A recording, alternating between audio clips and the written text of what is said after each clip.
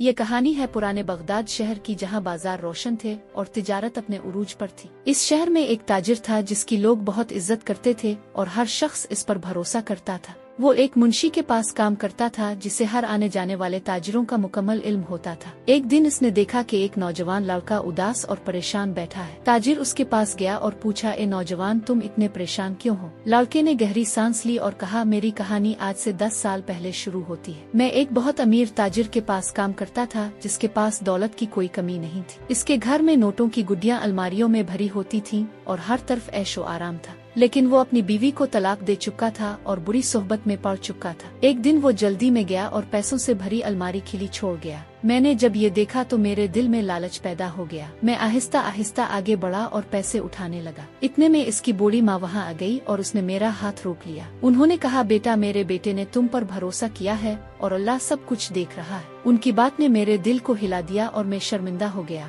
मैंने फौरन वो जगह छोड़ दी और अपनी जिंदगी नए सिरे से शुरू की। मैंने मेहनत की, दिन रात काम किया और कभी हराम का ख्याल भी दिल में नहीं आने दिया और आहिस्ता आहिस्ता मैं खुद एक बड़ा ताजिर बन गया। फिर एक दिन मैंने अपने पुराने मालिक का पता लगाया। मुझे मालूम हुआ कि इसका कारोबार तबाह हो चुका है और वो सब कुछ खो चुका है। लड़का ये कहानी सुनाकर खामोश हो गया। ये सुनकर ताजिर की आंखों में आंसू आ गए। वो रोते हुए बोला, जिस ताजिर की तुम बात कर रहे हो वो मैं हूँ। ये सुनकर लड़का हैरान रह गया और दोनों की आंखों में आंसू आ गए। याद रखो, ईमान इंसान को बुलंद करता है और लालच इसे बर्बाद कर देता है।